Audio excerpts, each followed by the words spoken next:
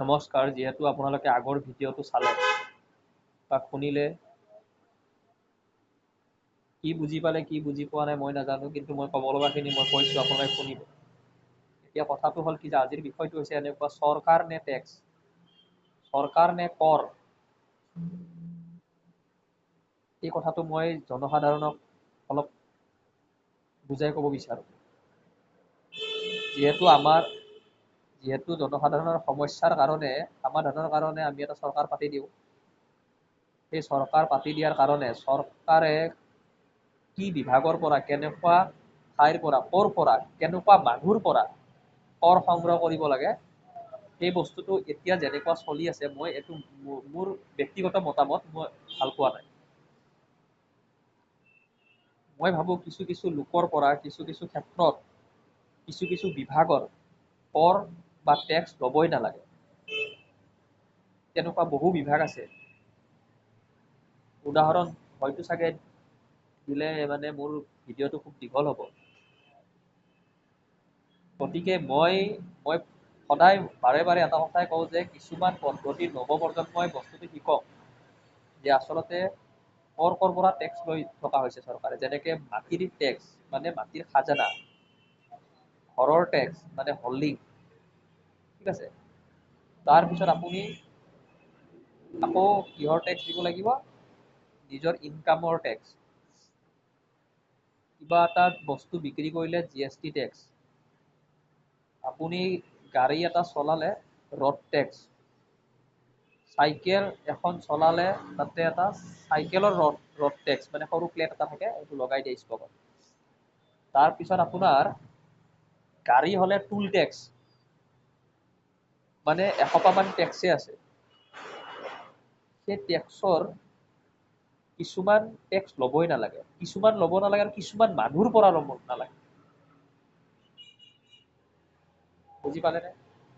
Tax ল'ব কাৰ পৰা লাগে? যিসকল ব্যক্তিয়ে উচ্চ উপাৰ্জন কৰে, যিসকল ব্যক্তিয়ে সমাজক আগুৱাই লৈ যাব পৰা যথেষ্ট ধন পৰিমাণ তেওঁলোকৰ লগত আছে, তেনেসকলৰ লগত বা তেওঁলোকৰ পৰা অতি অজস্ৰ টেক্স ল'ব লাগে। এই দুৰ্বল শ্ৰেণীৰ পৰা টেক্স ল'বই নালাগে। মাটিৰ খাজানা কিছুমান এনেকুৱা বহু বছৰি পুৰণা মানুহ আছে, গুৱাহাটীতো আছে, সকলোতে আছে, তেওঁলোকে কিছু চাকৰি বাকৰি নাই, তেওঁলোকৰ কিছু টকা মাটিৰ খাজানাত দিব লাগে বা হল্ডিং টেক্স দিব লাগে। হয়, তেওঁলোকে কিবাকে ঘৰটো বনালে বা তেওঁলোকে অলপ মাটি চাটি বিক্ৰী কৰি ঘৰটো বনালে, তেনেকুৱা মানুহ গুৱাহাটীত বহুত আছে। মই মানুহক তেনেকে চিনাকি, চাকৰি বাকৰি তেওঁলোকৰ বহু মানুহৰ ঘৰতে নাই, তেনেকৈও আজি দিন হাজিৰা কৰি তেওঁলোকে চলি আছে। সেই মানুহখিনিক বিচাৰি উলিয়াই চৰকাৰে যাতে সকলোকে সা সুবিধা দিয়ে, কেনেকৈ চলি আছে, কেনেকৈ চলি থকা নাই, এইসকল ব্যক্তিক আচলতে টেক্স লোৱাতকৈ আকৌ চৰকাৰৰ ফালৰ পৰা সা সুবিধা দিবহে লাগে।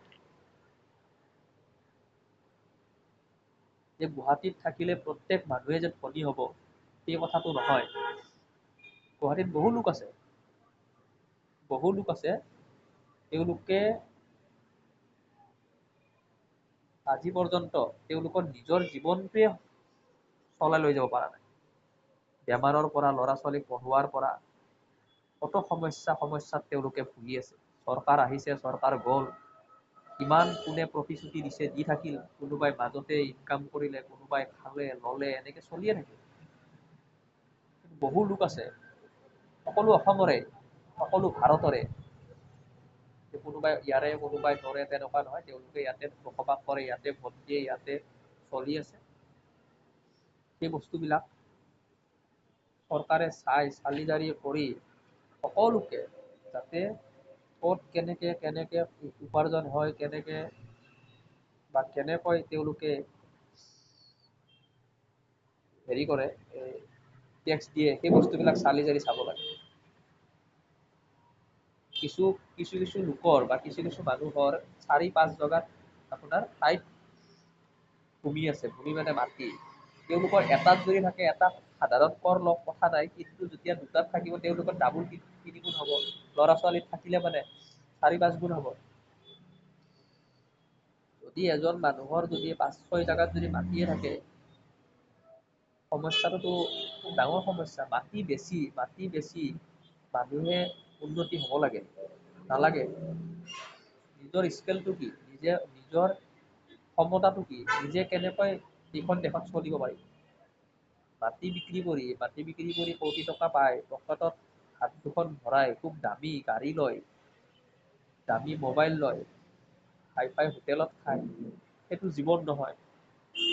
দেশৰ হকে কাম কৰিব লগা হ'লে নিজৰ উপাৰ্জন কি, নিজৰ চলাৰ পদ্ধতি কি, সেই বস্তুটো চাব লাগিব। গতিকে মই চৰকাৰক এটাই অনুৰোধ কৰিম, আপুনি কৰ কাৰ পৰা ল'ব, কৰ মানে টেক্স কাৰ পৰা ল'ব, আৰু জনসাধাৰণে সেই বস্তুটো সকলোকে জনাওক যে যিসকল দুখীয়া ব্যক্তি তেওঁলোকক যাতে বহু টেক্সৰ পৰা, কৰৰ পৰা যে তেওঁলোকক যাতে ৰেহাই দিয়ে, সকলো ছেক্টৰৰ পৰা সা সুবিধা কৰি দিয়ে। দিলে মানে তেওঁলোকৰ উন্নতি হ'ব, তেওঁলোকৰ উন্নতি হ'লে মানেহে দেশখন স্বাৱলম্বী হ'ব। বা প্ৰত্যেক মানুহে নিজেই যেতিয়া স্বাৱলম্বী হ'ব, নিজেই যেতিয়া আগবাঢ়িব, তেতিয়াহে দেশক আগবঢ়াই লৈ যাব। সেইকাৰণে মই আজিৰ ভিডিঅ'টো বেছি দীঘল নকৰোঁ, আপোনালোকে চাব ভাল লাগিলে, আৰু ভিডিঅ'টো 2-3-4জনলৈকে ঠেলি দিবচোন, মানে শ্বেয়াৰ কৰি দিব, বুজি পালে? ধন্যবাদ। এনেকৈ আগলৈকে আকৌ বনাই থাকিম। মই সৰু সুৰা সামাজিক কথাই কৈ থাকোঁ, ভাল লাগিলে আপোনালোকে চাই থাকিব। ধন্যবাদ।